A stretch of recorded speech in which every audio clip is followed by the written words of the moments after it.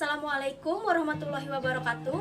Perkenalkan, nama saya Nia Siti Ayu Nurjana. Pertama-tama saya akan mengucapkan terima kasih kepada dosen pembimbing saya, Ibu Cempaka Putri MPSI Psikolog, dan Ibu Hajah Yani Widiani BE-ESOS selaku pembimbing lapangan.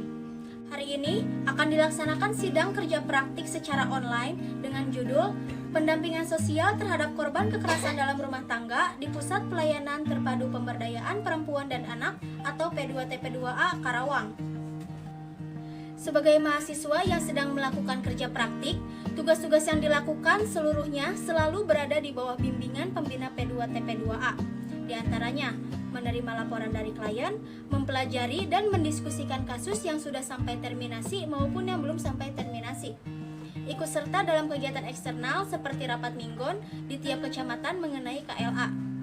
Selanjutnya, membantu melakukan pendampingan setiap kali ada kasus di P2TP2A dan melakukan observasi dan wawancara terhadap kasus yang nantinya akan diangkat menjadi laporan.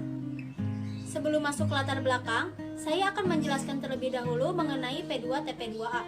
P2TP2A dibentuk sebagai wadah pelayanan pemberdayaan perempuan dan perlindungan anak yang berbasis masyarakat dengan fungsi memfasilitasi penyediaan berbagai layanan yang meliputi informasi, rujukan, konsultasi atau konseling, pelatihan keterampilan, atau kegiatan-kegiatan lainnya.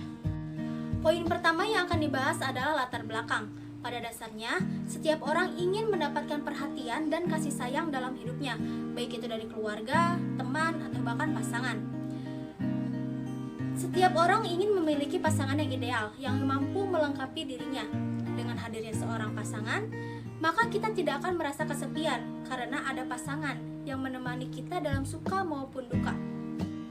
Untuk memperkokoh hubungan, maka pasangan tersebut memutuskan masuk ke dalam lembaga perkawinan. Perkawinan merupakan babak baru dalam kehidupan. Suami dan istri harus saling memahami fungsi dan peran dalam rumah tangga untuk menjadi keluarga yang harmonis. Tetapi faktanya, tidak semua keluarga bisa membangun suasana itu. Banyak keluarga yang tidak berjalan mulus dalam mengarungi bahtera rumah tangganya. Justru mereka merasa tertekan karena terjadinya kekerasan dalam rumah tangga. Menurut Undang-Undang Nomor 23 Tahun 2004 tentang kekerasan dalam rumah tangga atau biasa disebut KDRT adalah setiap perbuatan terhadap seseorang, terutama perempuan, yang berakibat timbulnya kesengsaraan dan atau penelantaran rumah tangga, termasuk ancaman untuk melakukan perbuatan, pemaksaan, atau perampasan kemerdekaan secara melawan hukum dalam lingkup rumah tangga. Faktor-faktor penyebab terjadinya KDRT antara lain yang pertama, budaya patriarki yang menempatkan posisi yang memiliki kekuasaan merasa lebih unggul. Yang kedua, stereotip yang merugikan, misalnya laki-laki yang macho, perkasa, sedangkan perempuan lemah dan mudah menyerah ketika mendapatkan perlakuan kasar. Yang ketiga, interpretasi agama yang tidak sesuai dengan nilai-nilai universal agama. Yang keempat, mendapatkan legitimasi masyarakat, misalnya ketika KDRT menjadi budaya dalam keluarga sehingga menjadi bagian yang sulit dihapuskan. Yang terakhir adalah antara suami dan istri tidak saling mengerti dan saling memahami, sehingga jika terjadi permasalahan dalam keluarga, komunikasi tidak berjalan dengan baik. Ada 4 bentuk kekerasan dalam rumah tangga. Yang pertama, kekerasan fisik, yaitu perbuatan yang mengakibatkan rasa sakit, jatuh sakit, atau luka berat. Yang kedua, kekerasan psikis, yaitu kekerasan yang mengakibatkan korban trauma psikis seperti takut. Yang ketiga, kekerasan seksual, kekerasan yang memaksa atau menuntut korban untuk memenuhi segala kebutuhan biologis yang diinginkan oleh si pelaku kekerasan. Dan yang terakhir yaitu penelantaran rumah tangga, menelantarkan ekonomi anggota keluarga dan tidak menjalankan tanggung jawabnya, serta tidak memberikan nafkah atau hak-hak kepada anggota keluarga. Nah, ketika ada pelaporan atau pengaduan mengenai kasus KDRT, pihak P2TP2A kemudian akan melakukan pendampingan sosial. Pendampingan sosial menurut Kamus Besar Bahasa Indonesia adalah suatu proses menjalin relasi sosial antara pendamping dengan klien dalam rangka memecahkan masalah, memperkuat dukungan, memberdayakan sumber daya dan potensi dalam pemenuhan kebutuhan hidup, serta meningkatkan akses klien terhadap pelayanan sosial dasar, lapangan kerja, dan fasilitas layanan publik lainnya. Konstruk yang saya angkat dalam laporan ini adalah defense mechanism atau mekanisme pertahanan diri, yaitu bagaimana cara individu untuk mereduksi perasaan tertekan, kecemasan, stres ataupun konflik adalah dengan cara melakukan mekanisme pertahanan diri baik yang ia sadari maupun yang tidak ia sadari. Ada banyak jenis defense mechanism. Yang pertama, represi. Ketika individu menekan kecemasannya hingga sampai masuk ke alam bawah sadar, walaupun masih ada pengaruhnya terhadap perilaku. Yang kedua, supresi. Hampir sama dengan represi, namun individu yang melakukan supresi terhadap kecemasannya itu hanya mengesampingkan kecemasannya. Selanjutnya ada reaction formation, yaitu menyembunyikan motif dan perasaan yang sesungguhnya dan menampilkan ekspresi wajah yang berlawanan dengan yang sebetulnya. Selanjutnya, fiksasi. Individu menjadi terfiksasi pada satu tahap perkembangan karena tahap berikutnya penuh dengan kecemasan. Contoh selanjutnya yaitu regresi. Ketika individu yang menghadapi tekanan atau kecemasan, kemudian ia kembali lagi ke tahap perkembangan yang lebih muda daripada usianya. Selanjutnya yaitu menarik diri. Ketika individu memilih untuk tidak mengambil tindakan apapun. Selanjutnya ada mengelak. Bila individu merasa diliputi stres yang terlalu lama, individu cenderung untuk mencoba mengelak. Selanjutnya yaitu denial. Bila individu menyangkal kenyataan. Selanjutnya ada fantasi. Individu yang seringkali melamun, kadang-kadang menemukan bahwa reaksi lamunannya tersebut lebih menarik daripada kenyataannya yang sesungguhnya.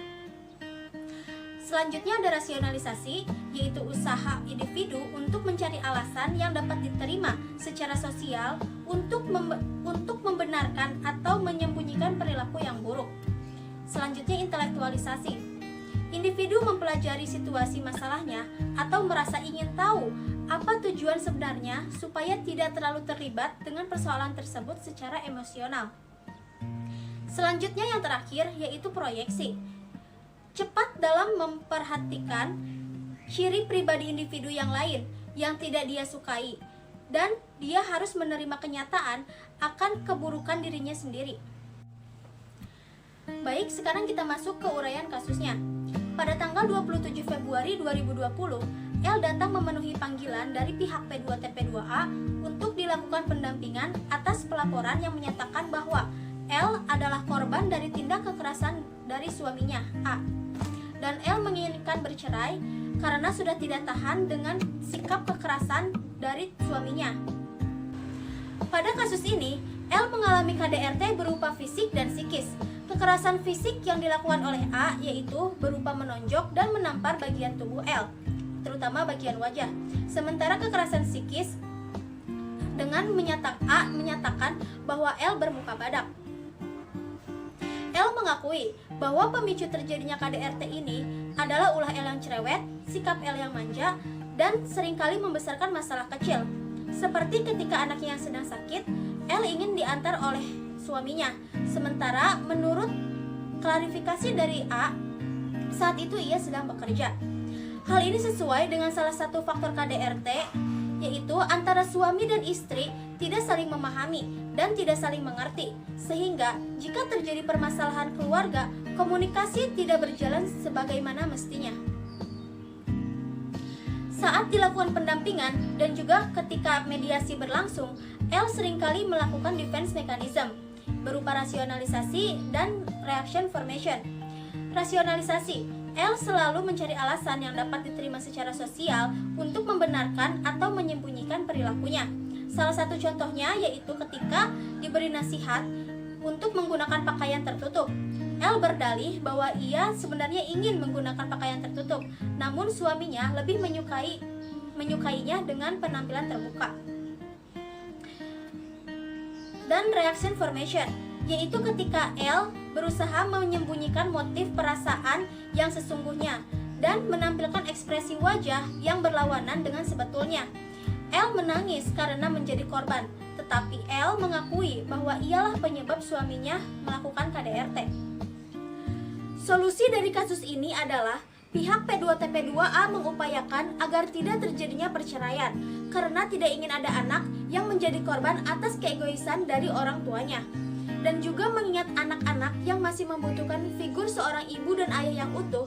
Maka pada tanggal 3 Maret 2020, L dan A datang ke P2TP2A memenuhi panggilan untuk dilakukan mediasi. Kesimpulan dan saran. L mengalami tindak KDRT berupa fisik dan psikis oleh suaminya. Meskipun L mengakui bahwa terjadinya KDRT ini merupakan ulahnya yang cerewet dan seringkali membesarkan masalah kecil. Namun, saat dilakukan pendampingan dan ketika mediasi sedang berlangsung, L melakukan defense mechanism berupa rasionalisasi dan reaction formation. Setelah dilakukan mediasi, akhirnya keduanya sepakat untuk memperbaiki rumah tangganya, mengingat anak-anak yang masih membutuhkan figur orang tua yang utuh. Menjadi pembelajaran bagi kita semua bahwa komunikasi antar keluarga itu sangat penting. Dalam kehidupan berumah tangga, hendaknya suami dan istri saling memahami tugas dan mengerti satu sama lain agar terciptanya suasana yang harmonis. Juga tidak mengedepankan ego masing-masing demi anak-anak. Berikut beberapa dokumentasi selama kami melakukan kerja praktik di P2TP2A. Yang pertama, kami sedang mendiskusikan kasus yang sudah terdaftar. Yang kedua, kami mengikuti rapat mingguan.